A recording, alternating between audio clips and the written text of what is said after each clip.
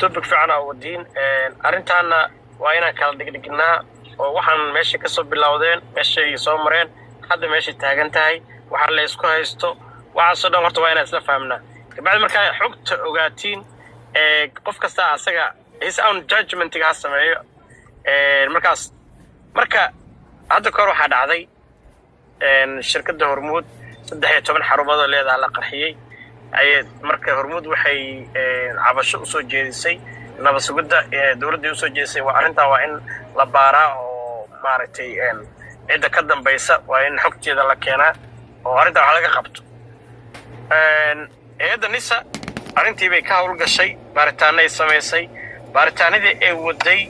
waxay ku soo ogaatay dad Hormuud shaqaale oo ah inay arrimahan ku lug leeyihiin nin baa loo xiray kiiskii baaritaanay sii wadeen afar nin oo kale ayaa maaragtay xogtooda heleen inay ayagana ku lug leeyihiin waxa dhacday marka nabad sugidii waxay sameysay waxay u baahatay dadka shaqaalaha oo tuhmanayaasha in akoonadooda waxa soo galay waxa ka baxay all the information inay la wadaagto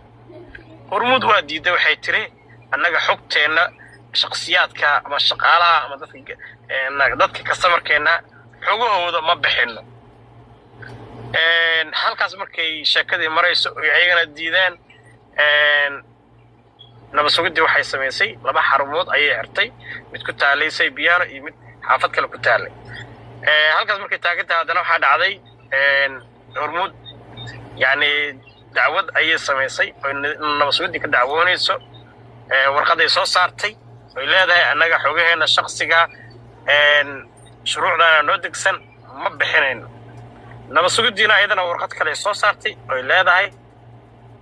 sharciyada qodobadaas waxay qorayaan yani qof kasta oo xogtiisa u baahano inaan maaragtay oo tuhun soo galo inaan helno si sharciyana ay kuwana ku doodeen kuwana sharcigooda oo ganacsiga iyo shuruucda ayaga shirkadooda u taala ayay la yimaadeen soo laba marka halkaas markay sheekadu taagan tahay nabad sugidii waxay xirtay xaruntii weyneed ilan amar diida dawladdii iyo hay'adda nabad sugidda iyo baaritaanadii iyo hawlihii argagixisada oo ayagaba dhibaatada shirkadda lagu hayay kamid ahaa waddanka guudna dadka laga qabanayay ayay maaragtay shaqadana u hayaan xaruntii weyn marka maadaama wada shaqaynay ka waayeen xaruntii weynada xireen dagaalku marka halkaas oo ka bilowday waxaan kale oo iska tubaraaca oo leeyahay ma salaada shirkadda wata iyo dhinacyo baa jira iyo waxaan ii sheegayaa ma salaad xasan sheekh shirkadda Hormuud dadka iskale waa dad wasku dad ayaga ama isdhacayana ma aha waa fake news dadkii ciilana propagandada ay wadaan yaa waxba laga dhigaysan qofkii Soomaalinimo iyo daacad iyo dalkan muwaadinimo iyo wadaninimo uga hadlaya yani waxa la isku haystaa horta waa intaas adduunka marka sharciga jira ama dawladda u degsan nabad sugidda wadankii argagixisada la dagaalamaya meesha laga yimid shalay meeshan joognay sanad barkoor iyo maanta meeshan joognay alxamdulillah qof kasta oo jeeda dadaal bay ku timid iyo nabad sugidda shaqada qabatay okay waxa kale ku saaray mahad salaad dadka uu ka adkaaday oo cilqabayaasha oo ka daba maartay haganaya waxaan leeyahay war mahad salaad 54 sano hay'adda nabad sugidda 54 sano jirtay waa shakhsigii koowaad oo sharciyeeyay waayo mahad salaad hadduu rabo inuu wax boobo mushar ma uusan sharciyeeyeen hay'addan ma uusan sharci kama dhigeen maanta shuruuc waxaa loo sameeyo la baasgareeyay nabad sugidda qalad kasta ay gasho in la xisaabtami karo in la dacweey karo laakiin awal waxay rabtay sameey kartay inaan la xisaabtami karin qofkii rabtay dili jirtay qofkii rabtay xabsi dhigi jirtay yani sharciga asagoo haysta inuu asagii lugaha iska xiro oo asagii sharcigii oo gacmihii u dhiibto oo yiraahdo hal la xisaabtamo iyo waxbaan dhacaya aqli suurtagal ma aha marka ma salaad shaqo fiican ayuu qabtay dalka amniga u keenay nabad sugidda asaga hagaajiyay oo sharciyeeyay maantana wuxuu ku daba joogaa niman yani argagixisa oo meel walba ku jiray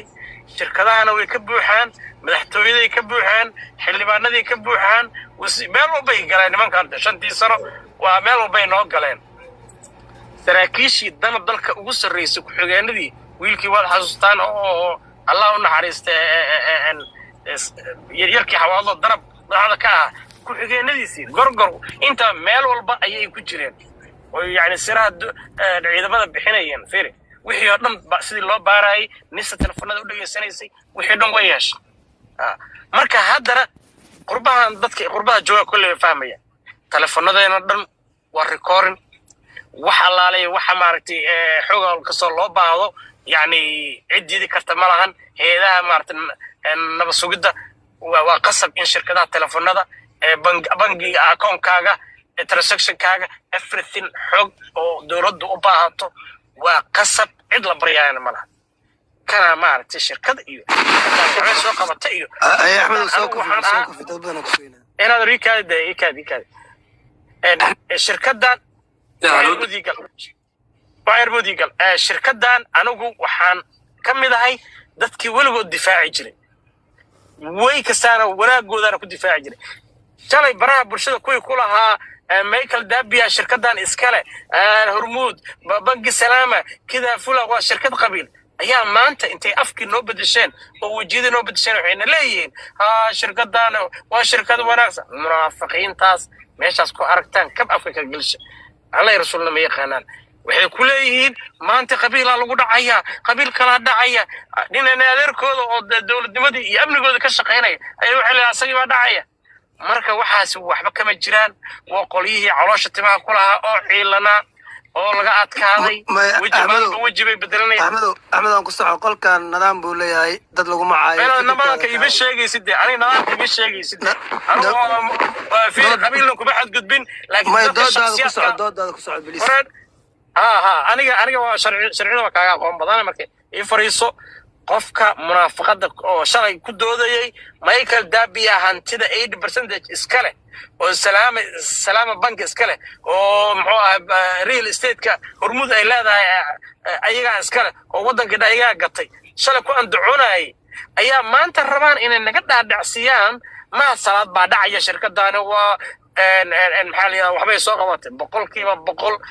dalka hormuud waxay soo qabatay ama barakaad cid soo qabatay ma jirto